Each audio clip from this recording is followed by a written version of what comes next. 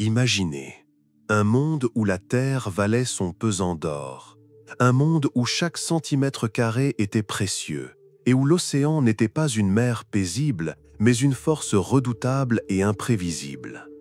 Imaginez que vous fuyez quelque chose de terrible, des barbares dont les noms instillaient la terreur, et que vous n'aviez rien, pas de foyer, pas d'avenir, seulement la peur dans vos yeux et un marais sous vos pieds.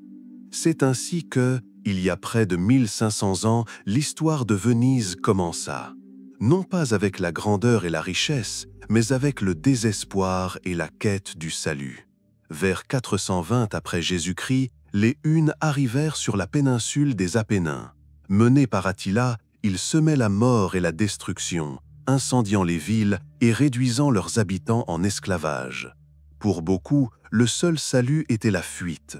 Des milliers d'anciens citoyens de l'Empire romain quittèrent alors leur foyer et se dirigèrent vers l'est, vers la mer. Ils marchèrent jusqu'aux confins de la terre, où la chaude Adriatique se transforma en un marécage imprenable, où, au lieu d'un sol solide, ne subsistait que boue, marais salants et minuscules îles à peine visibles. Ce terrain inhospitalier et rude semblait impropre à la vie. Mais c'est précisément là qu'ils trouvèrent leur salut. Après tout, les barbares, habitués au combat terrestre, ne savaient tout simplement pas combattre la nature. Ici, dans ces marais, les fugitifs commencèrent à construire leur nouvelle vie. Au début, ce n'étaient que des abris provisoires, de petites cabanes branlantes sur pilotis qui émergeaient à peine. Cela ne ressemblait pas à une ville, on aurait dit une tentative désespérée de survie. Mais dans les yeux de ces gens qui avaient tout perdu, une lueur d'espoir naquit. Une lueur qui allait finalement s'embraser et donner naissance à la ville la plus mystérieuse, la plus incroyable d'Europe. Une ville qui, malgré tout, fut bâtie non pas sur terre, mais sur l'eau. Une ville que nous connaissons sous le nom de Venise. Ce n'est pas une histoire de rois et de conquérants, mais de gens ordinaires qui ont cru en l'impossible. C'est une histoire qui raconte comment, de la bouse et de l'eau, un miracle peut naître, l'une des plus belles créations de l'humanité. Plongeons-nous dans cette histoire, dans ses sons, ses odeurs et ses émotions. Imaginez-vous sur l'une de ces îles, où le vent souffle entre les roseaux et où l'eau éclabousse sur des plateformes instables. Ici, pas de maisons chaleureuses ni de routes pavées, seulement de l'espoir et de la détermination. Ils furent les premiers à oser défier la nature, les premiers à décider qu'un marais pouvait être non seulement une prison, mais aussi une forteresse. Et cette décision, prise en désespoir de cause, changea le cours de l'histoire.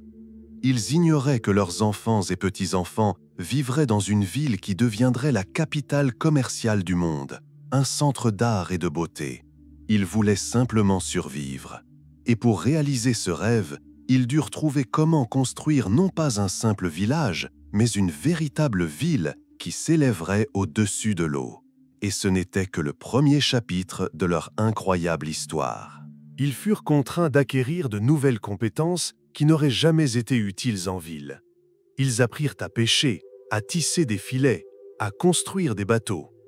Ils observèrent la nature, le flux et le reflux des marées, la vie et le souffle du lagon. Cet isolement forcé les transforma.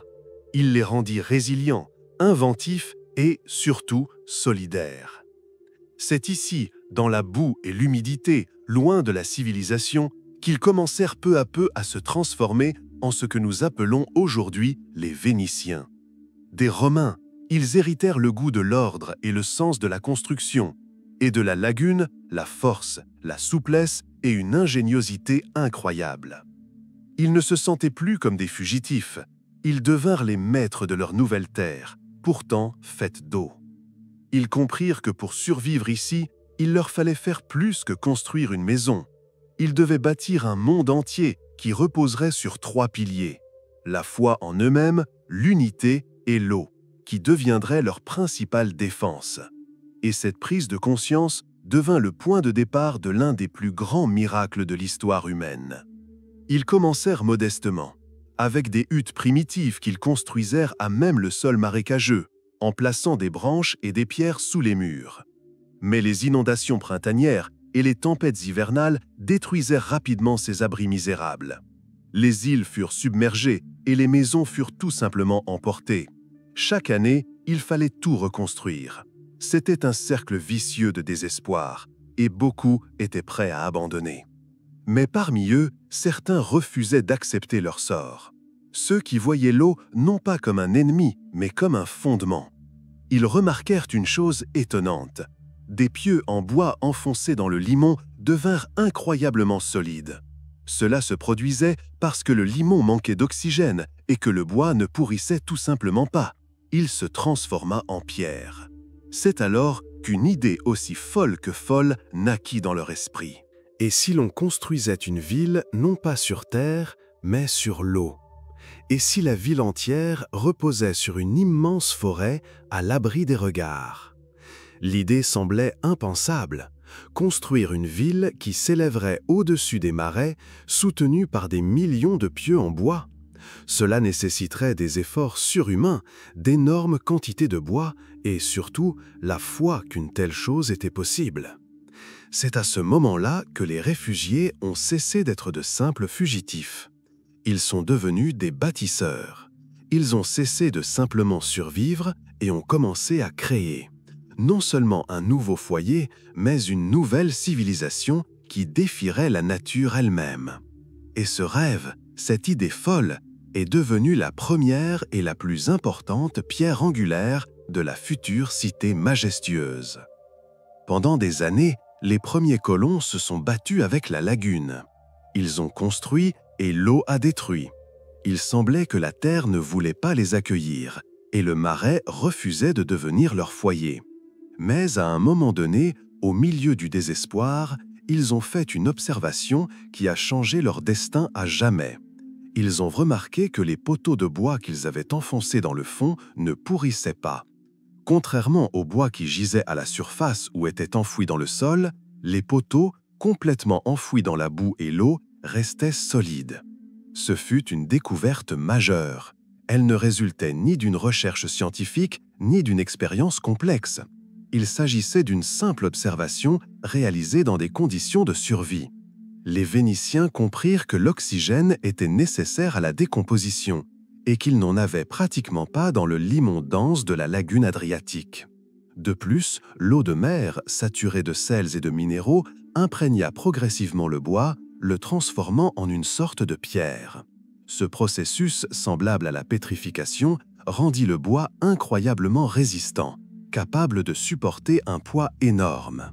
À partir de ce moment, ils cessèrent de considérer l'eau comme leur ennemi. Ils comprirent qu'elle pouvait être leur allié.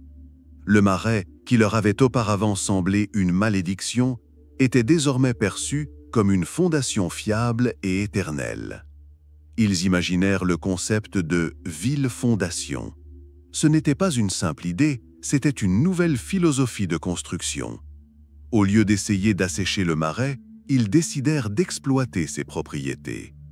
Cette découverte leur a donné espoir et surtout les outils nécessaires pour réaliser leurs rêves. Ils possédaient désormais les connaissances nécessaires pour bâtir une ville qui ne se contenterait pas de s'installer sur les marais, mais deviendrait partie intégrante de leur ville. Ainsi commença une nouvelle ère dans l'histoire de Venise, une ère où l'homme et la nature s'unirent pour créer quelque chose de véritablement incroyable. Pour réaliser ce rêve incroyable, il leur fallait des fondations capables de supporter le poids d'une ville entière. Et pas n'importe lesquelles, mais quelque chose qui puisse résister à l'eau et au temps. Ils ont essayé différents types de bois, mais la plupart ont pourri, se sont effondrés, incapables de supporter le contact permanent avec l'eau de mer. Puis ils tournèrent leur regard vers le nord, vers les Alpes. Là, dans les forêts de montagne, poussaient deux arbres exceptionnels, le chêne et le mélèze. Le choix fut difficile, mais brillant. Le chêne, dur et puissant, était idéal pour les pilotis. Son bois dense et lourd pouvait supporter des charges énormes. Mais le chêne avait un inconvénient, il n'était pas totalement résistant à l'eau. C'est alors que le mélèze entre en jeu. Le bois de mélèze contient des résines spéciales qui non seulement le protègent de la pourriture, mais le rendent également plus résistant au fil du temps. Dans l'eau, privé d'oxygène, le mélèze ne pourrit pas, mais se pétrifie, devenant dur comme la pierre. Il devint un fondement éternel. Ainsi, des milliers de rondins commencèrent à flotter le long des rivières de montagne, puis dans la mer, jusqu'à la lagune. C'était une forêt entière sur l'eau, flottant vers sa destination. Chaque rondin, chaque tronc, n'était pas seulement un matériau de construction, c'était la future fondation, le cœur de la ville, censé battre au rythme des vagues. Les Vénitiens comprirent que pour créer leur ville, il n'était pas nécessaire de lutter contre la nature, il fallait s'y intégrer. Ils choisirent donc le mélèze pour lier à jamais leur destin à l'eau, en faisant de lui leur principal allié. L'idée était brillante, mais sa mise en œuvre nécessitait une logistique incroyable. Les forêts alpines, riches en mélèze et en chêne, étaient éloignées de la lagune. Pour acheminer des milliers et des milliers de rondins, les Vénitiens devaient se débrouiller seuls. Ce fut une véritable aventure, longue de plusieurs dizaines, voire centaines de kilomètres. Les rondins étaient coupés en montagnes, puis déversés dans les rivières, qui les charriaient jusqu'aux plaines. C'était un travail dangereux et pénible. Des ouvriers, appelés flotteurs, les faisaient flotter en se tenant debout sur eux et en maniant de longues perches. Leur habileté s'apparentait à un art du cirque. Ils devaient éviter les rapides, les rochers et les hauts fonds pour éviter que leur précieuse cargaison ne se perde en chemin. Dans les plaines, les rondins étaient rassemblés en d'immenses radeaux.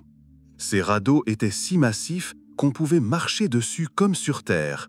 C'étaient comme des îles de bois flottantes. Ces radeaux étaient ensuite envoyés à l'embouchure du fleuve Brenta, qui se jette dans la mer Adriatique, juste en face de la lagune de Venise. La partie maritime du voyage n'était pas moins difficile. Les radeaux étaient remorqués, souvent à l'aide de chaloupes. Vent, tempête, fort courant, tout cela menaçait la précieuse cargaison. Mais les Vénitiens poursuivaient obstinément leur travail. Pour eux, chaque rondin n'était pas qu'un arbre, il faisait partie de la future ville, de leur nouveau foyer. C'est ce processus, répété au fil des siècles, qui a fait de Venise ce que nous connaissons aujourd'hui. Grâce à cet alliage reliant les forêts de montagne à la lagune, une ville est née, apparemment sans vaison. Construite non seulement en pierre, mais aussi en bois, elle a parcouru un long chemin pour devenir le cœur invisible, mais fiable de Venise. Ainsi, après que des milliers de rondins eurent été livrés à la lagune, commença l'étape la plus difficile et la plus longue, l'enfoncement des pieux. Ce ne fut ni rapide ni facile. Ce fut un travail qui dura des décennies, exigeant une force, une endurance et surtout une coordination incroyable. Chaque billot, devenu un tas, était un véritable trésor. Il fallait l'installer verticalement et l'enfoncer dans le fond boueux jusqu'à une profondeur de 2 à 10 mètres. Cela se faisait non pas à l'aide de machines, mais exclusivement à la main. Les ouvriers utilisaient de lourds marteaux en bois qu'ils hissaient au moyen de cordes. Les coups étaient rythmés et puissants. Pour travailler à l'unisson, les bâtisseurs chantaient. Leur chant n'était pas seulement un divertissement, c'était un moyen de synchroniser leurs efforts. Une personne commençait une chanson, donnant le tempo, et les autres suivaient. Chaque couplet pouvait correspondre à un coup de marteau, et ainsi, avec le chant et le rythme, des milliers de pieux s'enfonçaient dans la boue.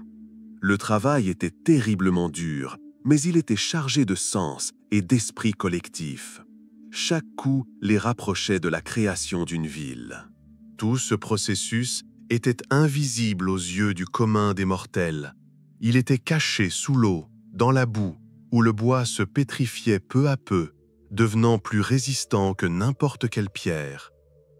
Les ouvriers savaient que leur travail resterait invisible aux yeux des générations futures, mais c'était précisément ce qui leur donnait leur force.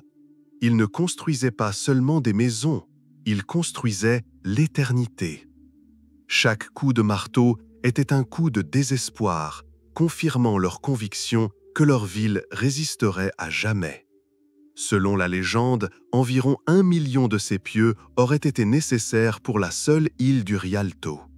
Et pour la seule église Santa Maria della Salute, construite au XVIe siècle, plus d'1 million de pieux en mélèze ont été enfoncés. Ces chiffres sont stupéfiants et témoignent de l'immense travail accompli pour les fondations invisibles de Venise.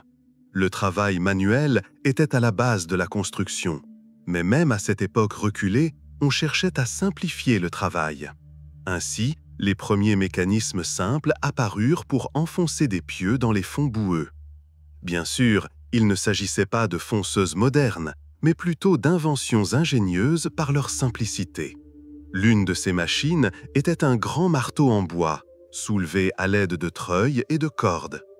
Plusieurs personnes tiraient sur la corde, élevant le marteau à une certaine hauteur, puis le relâchaient. Sous l'effet de la gravité, le marteau retombait avec un grondement sur le pieu, l'enfonçant plus profondément dans la boue. Ce procédé était bien plus efficace que le simple martelage manuel et permettait d'enfoncer les pieux plus rapidement et plus profondément. Une autre invention importante fut le pilon à pendule. Il était constitué de 2 hauts poteaux de bois, entre lesquels un lourd marteau était suspendu par une corde. Les ouvriers balançaient le marteau comme un pendule et frappaient le pieu avec force, ce qui permettait des coups plus précis et plus puissants. Ces technologies primitives mais efficaces constituèrent une véritable avancée. Elles permirent aux Vénitiens de passer de la construction de cabanes individuelles à la construction de quartiers entiers. Les ouvriers pouvaient enfoncer des pieux sur une vaste surface, créant ainsi une plateforme unique et fiable pour les futurs bâtiments. De plus, les Vénitiens ont trouvé un moyen d'empêcher les pieux de remonter à la surface.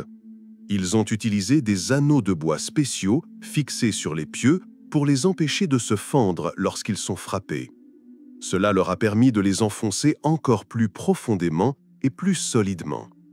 Ce sont ces petits détails, certes importants, et ces technologies nées de la nécessité qui ont permis à Venise, composée de quelques îles, de devenir l'une des cités les plus majestueuses du monde. Ces machines, mues par la force et l'ingéniosité humaine, sont devenues un véritable symbole de l'ingéniosité et de la ténacité qui ont conduit à la création d'un miracle sur l'eau. Lorsque des milliers de pieux furent enfoncés dans le fond vaseux, ils formèrent une sorte de forêt sous-marine.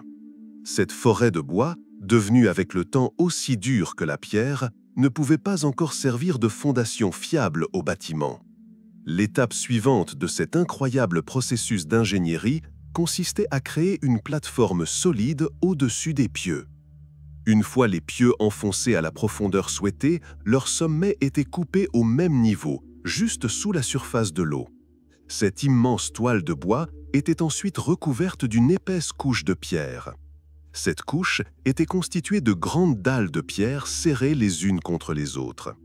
Les pierres ne reposaient pas simplement sur les pieux, mais étaient reliées entre elles par un mortier spécial que les Vénitiens préparaient à partir de chaux, de sable et de petits fragments de briques.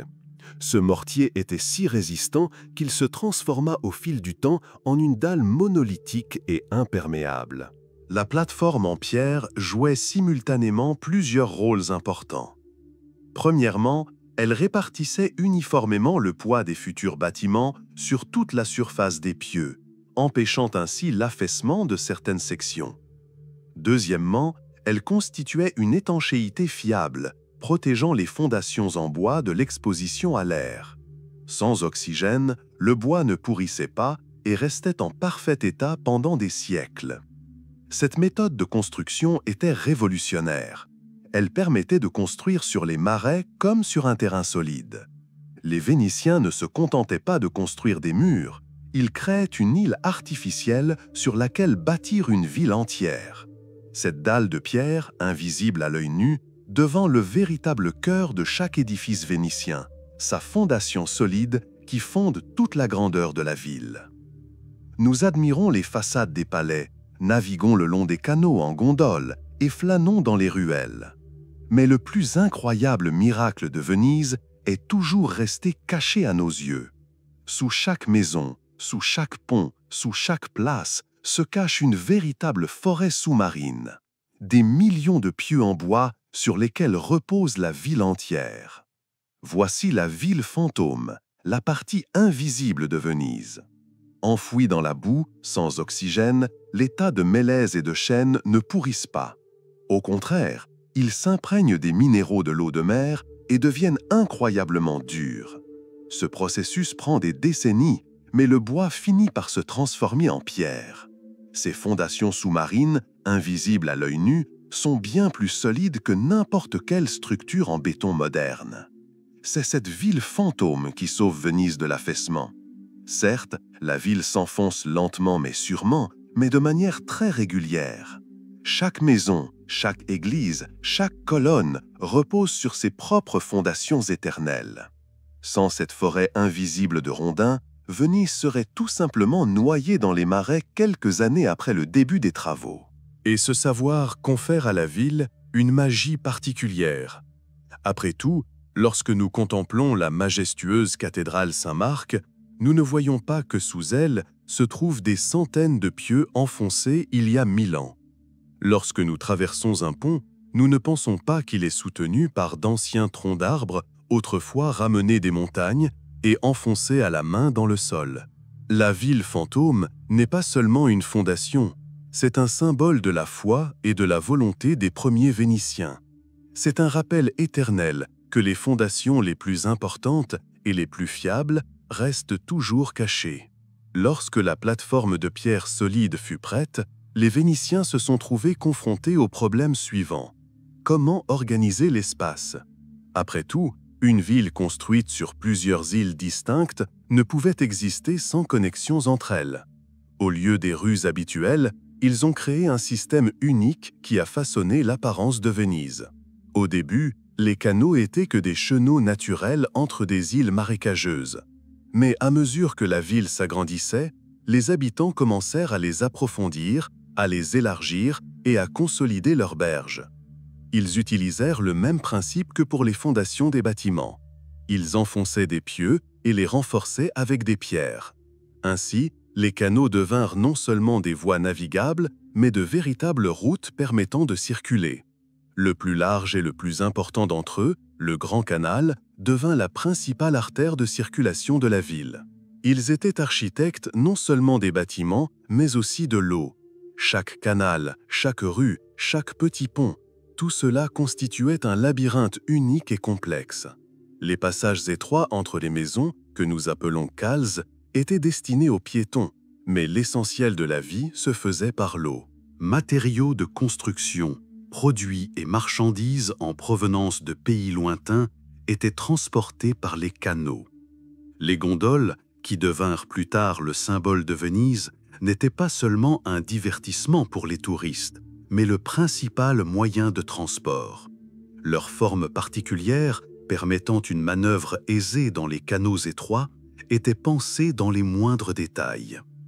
Les Vénitiens ont ainsi transformé un désavantage, le manque de terre, en leur plus grand atout. Ils ont créé une ville où l'eau remplace les routes, les gondoles remplacent les voitures. Une ville où chaque canal est une rue menant à de nouvelles découvertes et où chaque pont n'est pas un simple passage, mais un élément d'une vie aquatique unique. C'était un concept d'urbanisme totalement nouveau et brillant qui a changé à jamais l'idée de ce que pouvait être une ville. Les canaux de Venise ne sont pas de simples voies navigables. Ils constituent un système complexe et hautement organisé qui permettait à la ville de fonctionner. Contrairement aux villes terrestres, où le principal centre de transport se trouvait sur la route principale, à Venise, il se trouvait sur l'eau. Chaque canal avait sa propre fonction. Il y en avait de larges et de profonds, comme le Grand Canal, emprunté par de grands navires marchands apportant des marchandises de contrées lointaines. Il y avait des canaux étroits, semblables à des veines, appelés rios, qui menaient à des quartiers résidentiels et à des ateliers. et il y avait de tout petits canaux, connus uniquement des habitants locaux. Le centre de tout ce système était le port. Il était situé dans une zone séparée, l'arsenal, où étaient construits les navires. C'est ici que furent construites les galères et les caravelles qui apportèrent richesse et gloire à Venise. Les routes reliant la ville au reste du monde partaient de l'arsenal. Maintenir ce système en bon état de fonctionnement nécessitait des efforts considérables. Les canaux étaient constamment nettoyés, approfondis et leurs berges consolidées. Des bateaux spéciaux, appelés burchella, étaient utilisés à cette fin. Il s'agissait de petites barges qui, à la main ou tirées par des chevaux le long des berges, récupéraient le limon et le sable du fond. La logistique quotidienne était également unique. Toutes les marchandises, des matériaux de construction aux denrées alimentaires, étaient acheminées par voie fluviale. Chaque maison donnant sur le canal possédait son propre quai où les bateaux étaient amarrés. Cela créait un rythme de vie particulier, où l'on n'entendait pas le grondement des charrettes, mais le clapotis de l'eau et le grincement des rames. Les canaux sont devenus le cœur de Venise, ses routes et ses rues. Ils ont façonné non seulement son apparence, mais aussi son caractère, celui d'une ville toujours tournée vers la mer, vers de nouvelles découvertes et des routes commerciales. Des fondations solides et des murs solides ne constituent que la moitié de la bataille.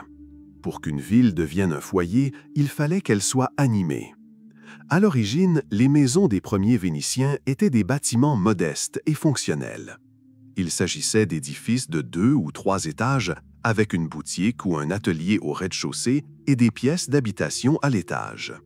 Le rez-de-chaussée était toujours conçu en prévision de la montée des eaux. Il ne comportait donc quasiment aucune fenêtre donnant sur le canal, et les portes étaient protégées des inondations. Mais à mesure que Venise gagnait en richesse et en influence, les maisons commencèrent à évoluer. Les bâtiments modestes cédèrent la place à de grands palais. Venise devint un centre commercial, au carrefour des routes commerciales de l'Orient et de l'Occident.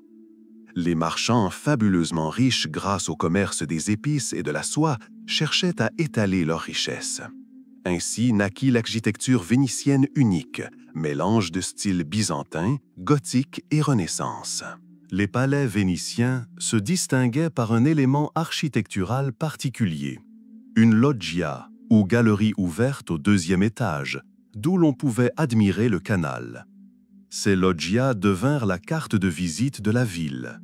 Les façades des bâtiments donnant sur l'eau devinrent les plus solennelles, car c'est par les canaux que les invités arrivaient. Les portes donnant sur les canaux menaient directement à l'embarcadère où les gondoles étaient amarrées. Les matériaux de finition devinrent de plus en plus luxueux.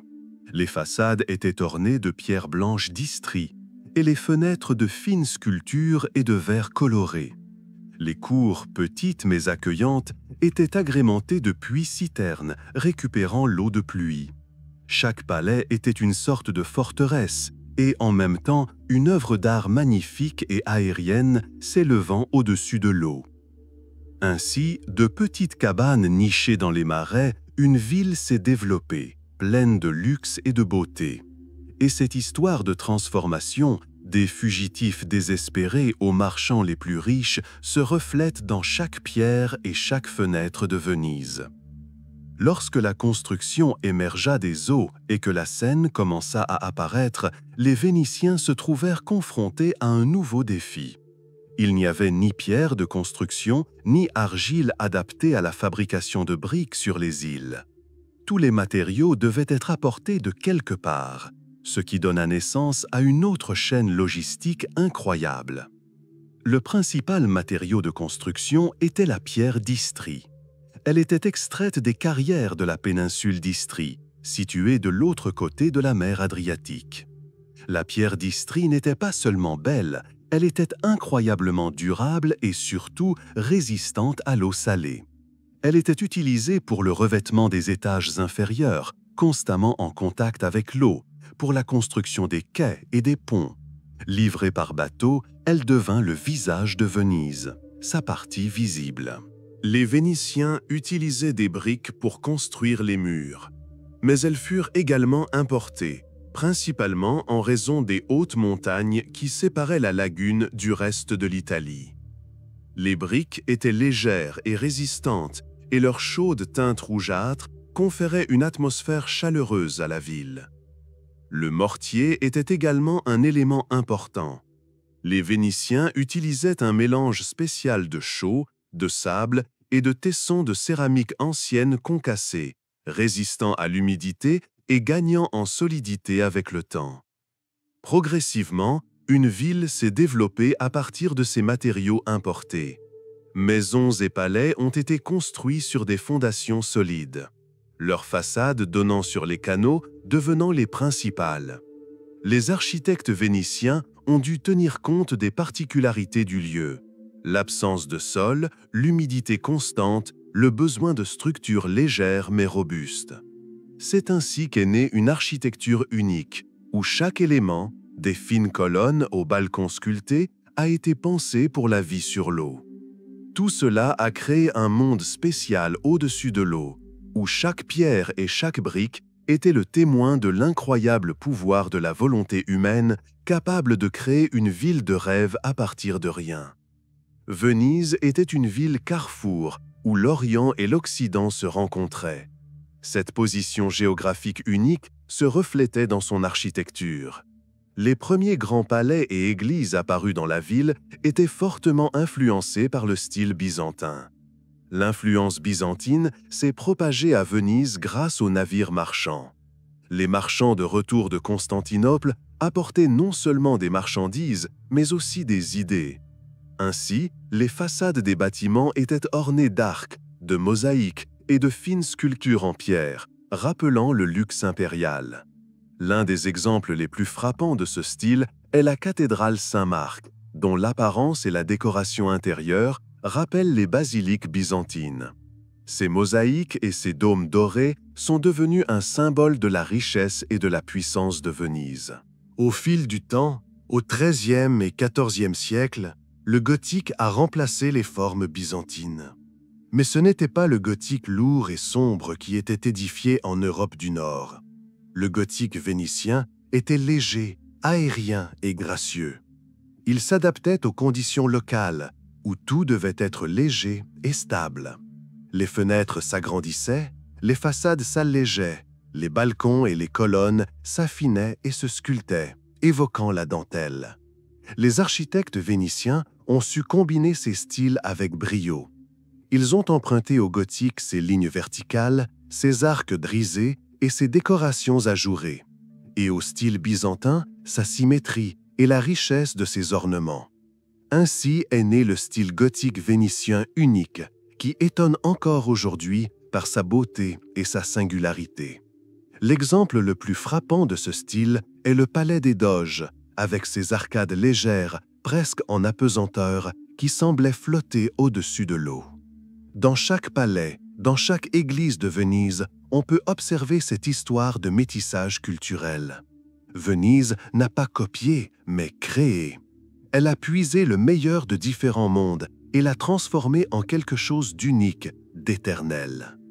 Venise n'était pas seulement un centre de commerce, mais c'est aussi le berceau d'un artisanat unique. L'un des plus célèbres et mystérieux est l'art du verre de Murano. Ce n'est pas seulement du verre, c'est du feu liquide qui, entre les mains d'un maître, se transforme en œuvre d'art. Au départ, les souffleurs de verre travaillaient à Venise même. Mais en 1291, le Conseil des 10, l'instance dirigeante de la République, émit un décret strict. Tous les fourneaux et ateliers furent transférés sur une île distincte, Murano. La raison officielle semblait noble, protéger la ville des incendies. Mais en réalité, cette décision avait un objectif bien plus important. À Murano, les maîtres verriers étaient soumis à un contrôle strict. Leur savoir-faire devint un secret d'État. Les familles de souffleurs de verre bénéficiaient de privilèges. Ils étaient autorisés à porter l'épée. Leurs filles pouvaient épouser des aristocrates. Cependant, il était interdit de quitter l'île sans autorisation spéciale. la divulgation de secrets ou toute tentative d'évasion était passible de la peine de mort. Murano devint une véritable cage dorée. Grâce à cet isolement, le savoir-faire des souffleurs de verre a atteint des sommets sans précédent. Ils ont appris à créer un verre d'une pureté et d'une transparence incroyables, et ont inventé de nouvelles techniques, comme le verre aventuriné pailleté ou le verre filigrané avec de fins fils à l'intérieur. Chaque produit, de la simple perle au lustre monumental, était le fruit de siècles d'expérience. La magie du verre était omniprésente, et cette magie, protégée par l'État, devint l'un des principaux trésors de Venise. Le verre de Murano décora palais et temples du monde entier, apportant à la ville non seulement gloire, mais aussi des revenus colossaux. Et tout cela devint possible grâce aux secrets gardés derrière les murs d'une petite île où le feu et le sable se transformèrent en beauté éternelle. À mesure que la ville s'agrandissait, elle gagnait en vitalité. Venise cessa d'être un simple refuge pour devenir un centre animé et bruyant. La vie quotidienne y était radicalement différente de celle des autres villes européennes.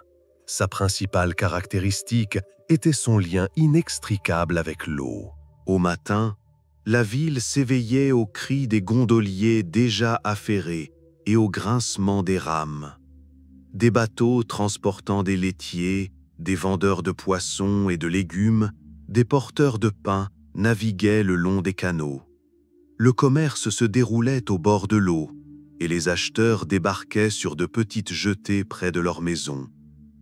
Malgré le caractère unique du transport fluvial, la vie piétonne battait également son plein.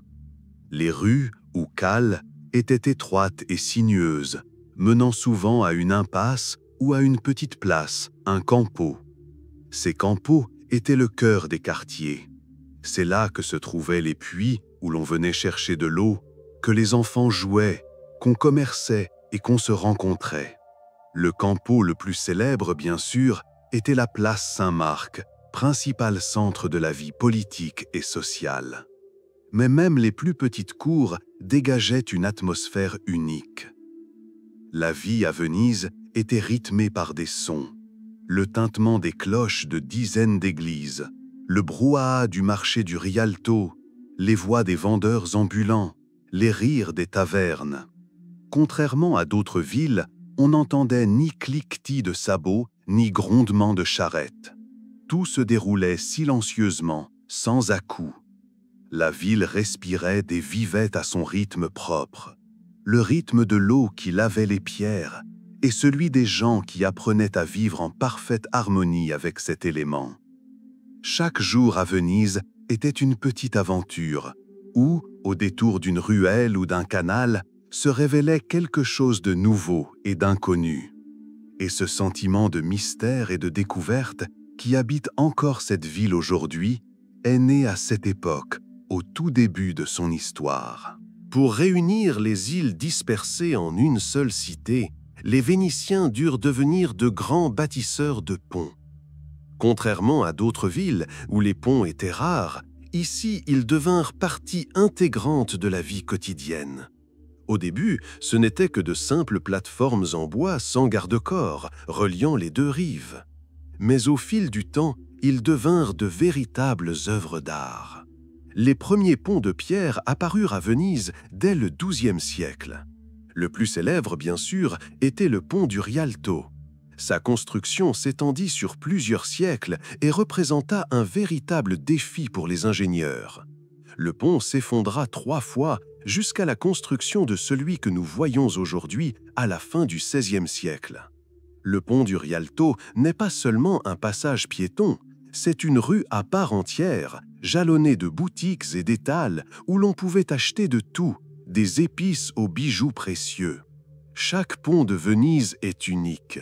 Ils sont dépourvus de marches, car ni chevaux ni calèches ne les empruntaient.